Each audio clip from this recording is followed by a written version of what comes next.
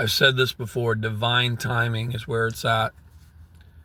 And yes, people procrastinate because they still have healing to do. But at the end of the day, if something is truly meant to happen, it's going to happen. As crazy as that may sound, that's exactly what it is.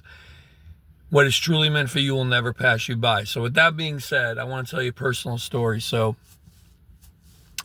I have not in this field, but in another field, I have my own business.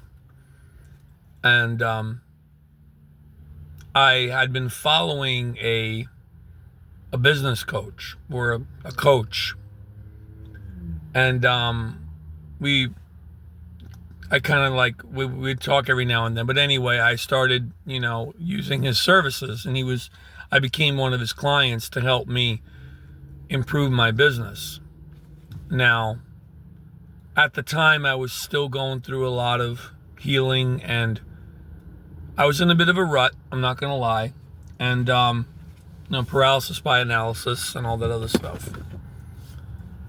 And in the beginning, everything was good. He was very good. He helped me in a lot of ways, get to a certain point. But then I'll never forget one time we had a phone call, and he started pushing the hustle culture on me. Like, oh, well, you don't know how much time you have left to do whatever you need to do. And,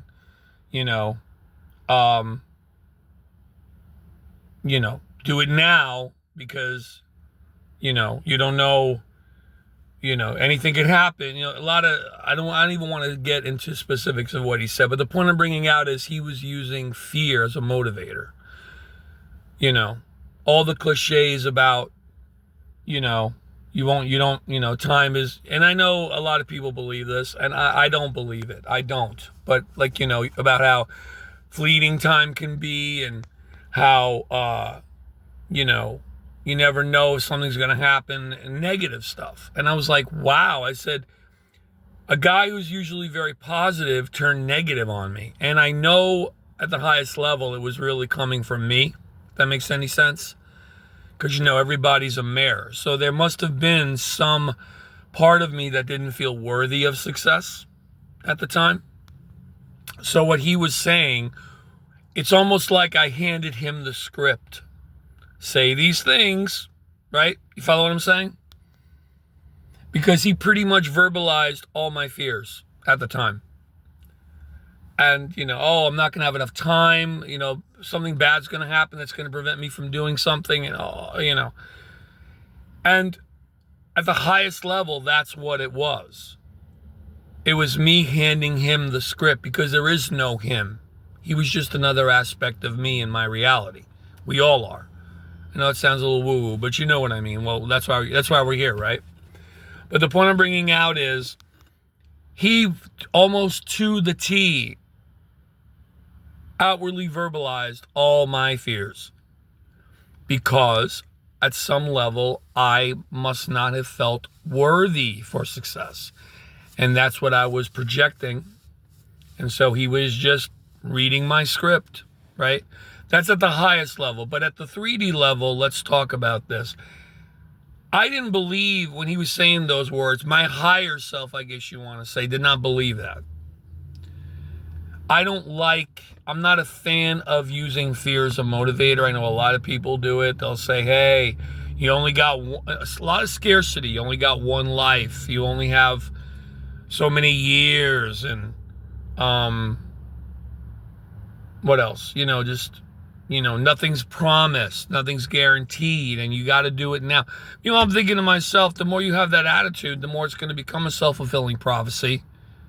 If not, you're going to make yourself sick doing it. You see what I'm saying? So from a 3D level, I kind of stopped talking to him.